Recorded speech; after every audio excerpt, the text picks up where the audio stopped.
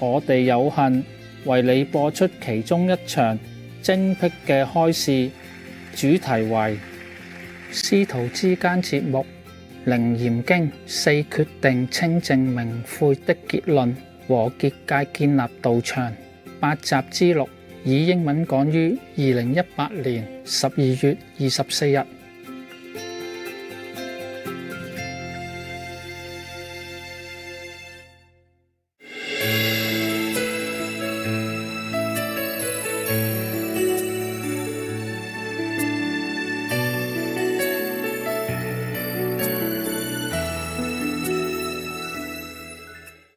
Okay, Ananda, when any such monks and nuns or white-robed donor, meaning the lay people who keep the 5 precepts, normally they would wear white robe when they see the Buddha, okay, to symbolize their purity and devotion to the Buddha.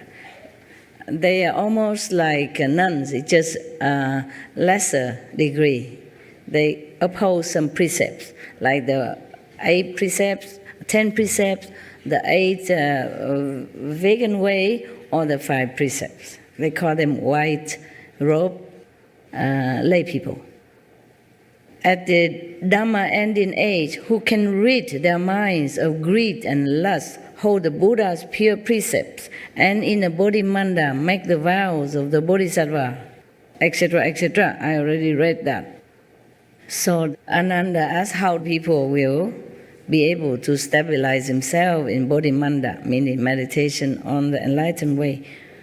So the Buddha said you have to find the cow dung. You have to first find a powerful white ox in snowy mountains, and one that eats the lush and fertile, sweet-smelling grasses of the mountains. Since such an ox also drinks only the pure water of the melted snow river water, its excrement will be very fine. They can take that, mix with the sandalwood and plaster the ground with it, etc., etc. There's more work to do, but I don't think you need it.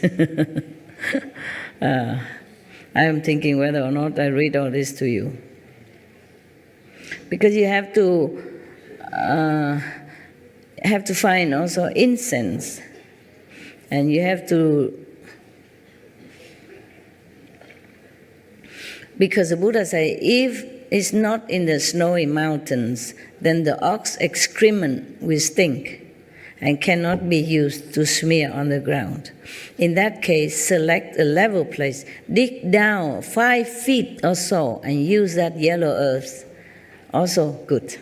Have to be 5 feet under the surface of the earth. Then the soil there will be pure.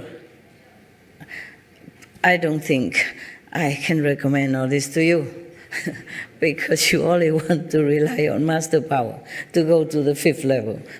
And I think more than that I can't ask you. India is a different place. When people devoted to the Buddha, they really do. And they go to all lengths. And they really want to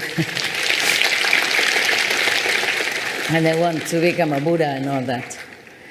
You just want to sit here, listen to me talking with the calendar, and clap and happy, go home, do your business as usual, and pray to Master. And that's all you can do, I think.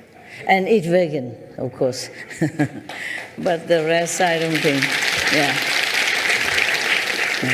I don't think you're that eager to become Buddha, the way that the Buddha recommended. If whatever you want to do, if you want to become truly a Buddha and Bodhisattva, I don't think I can ask much of you like that. Or can I? Yes? Yes? No? You really want to find a white ox in the Himalaya mountain and smear their dungs on your ground and the wall and then sit there for 3 weeks on end? Can you do that? Yeah, forget it. I don't need to ask. Okay? 3 weeks no sleep. Of course you can, I know that. I ask you if I can ask you to do that. You say, yes, you can, Master, of course. Okay. I have to confess to you, maybe I also cannot do that. Okay? I have different way to reach whatever heavens I want to reach. And this is for the Indian, okay? The one who rely on the Buddha and have to do this and that. In India, we can do that. In your country, maybe to find a white ox already difficult, yeah? Or to dig under the ground, 5 feet underground to find the yellow earth, a lot of them, enough to make a platform for you and make the wall around you to sit there 3 weeks without sleeping. Just to talk about 3 weeks without sleeping, and no ox, no whites, no nothing yet. Can you? All right, then I don't read any further. Oh my God. A lot of work here. Nevertheless, just pretend that you have done all the preliminary preparation, with the white ox dung and with the sweet eating grass and all that first, okay? And just pretend that you have done all that. And just pretend that you could go without sleep for 3 weeks. Okay, now I read further.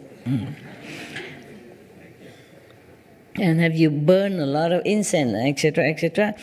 And then the 4 sides of the wall you should suspend flags and flowers, and within the room where the platform located should arrange on the 4 walls images of the third come ones and bodhisattvas of the 10 directions, if you can find all their images, okay? That is pretend that you already done all the things that you say you can or not can. And then you have to do all that as well. All the Buddha, Bodhisattva on all your walls. And then in the most prominent place, display image of Vairocana Buddha. I don't know if you can find that. And then Shakyamuni Buddha, that you can find. Maitreya Buddha, you can. Amitabha Buddha, you can. In all the magnificent transformation of Kuan Yin Bodhisattva as well, if you can find them. To the left and right, place the Vajra treasury bodhisattvas. Beside them display the Lord Chakra and Brahma, Akshurma, Blue Diga, as well as Kundali and Bhrukuti, and all 4 heavenly kings with Vinayaka to the left and right of the door. All this because you don't find a living master. You study with his disciple or some later generation disciples. If they still have the instruction in their heart to tell you, then because the living master, meaning the Buddha, is not there anymore, you have to do such and such and such and such and such and such and such, then you can also become enlightened, and the Buddha will appear to you and bless you to be enlightened. That is that. So the living master is easier way for you, if you can find one.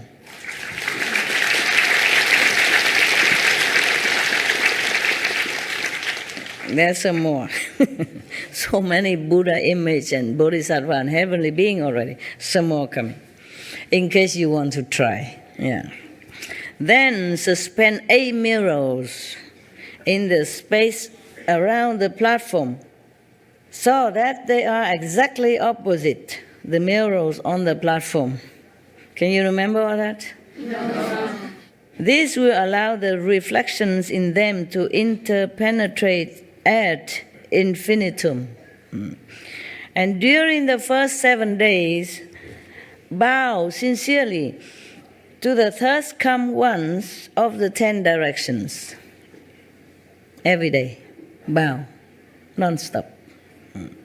To the great bodhisattvas and to the names of the arhats, if you know all of them, okay? If you can find their names in any sutra or by any chance. But that was just almost immediately, a few hundred years after Buddha died, after the Buddha Nirvana. Now it's too far away already. It's very difficult to trace down all these names of Buddha, Bodhisattva, even if you want to. So a living master is the best, okay? Find one.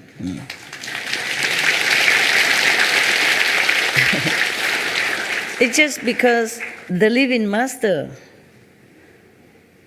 are the transmitter directly of enlightenment and blessing. After the living master is gone, the energy diminished as days go by, years go by. So you have to find the living pole who still holds this energy of enlightenment and blessing direct from heaven to give it to you. Only if you don't have a lighter that you have to rub the stones together or do whatever, very hard in order to make fire. If you have a match and lighter, do you still need to do that? No, find the matchbox, find the lighter, okay? Check, quick, immediately. You can light the candle with it, make fire with it. Okay.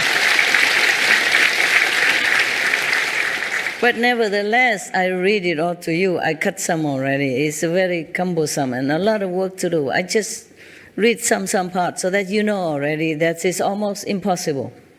Yeah, you want to become Buddha when you don't have a guru. Well, that's how you have to do. And it's not the end of it yet, okay? That the first 7 days you have to do that.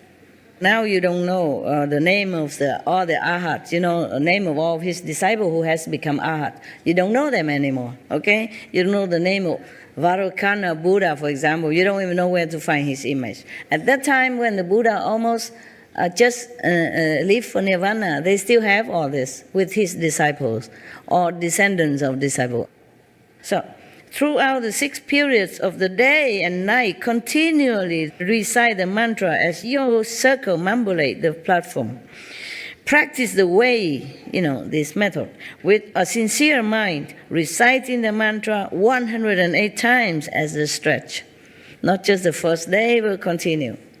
All the 6 periods of the day, doing this and that. And then, during the second week, direct your intent by making the vows of a bodhisattva. The mind should never be cut off from them. In my Vinaya, I have already taught about vows in some of his teaching. He taught about how to make vows to become a bodhisattva, okay? If your intention to become a bodhisattva, how much vow you have to make, how resolute you have to make up your mind with. That's why he didn't mention here again, the bodhisattva vows, okay? During the 3rd week, one holds the Buddha's mantra, Bodhala, for 12 hours at a time. Can you do that? Non-stop, okay? With a single intent. And on the 7th day of the 3rd week, the third come once of the 10 directions will appear simultaneously. Some of you don't do anything like that, and you see the Buddha, the Jesus, even just by sitting after eating the dinner from the public kitchen. So, having transmission from a living master is the quickest way. The lazy people can do it, yeah? I'm not talking about you, I mean any lazy people. I don't mean you're lazy, sorry. Don't mean to offend you. You're good, very diligent.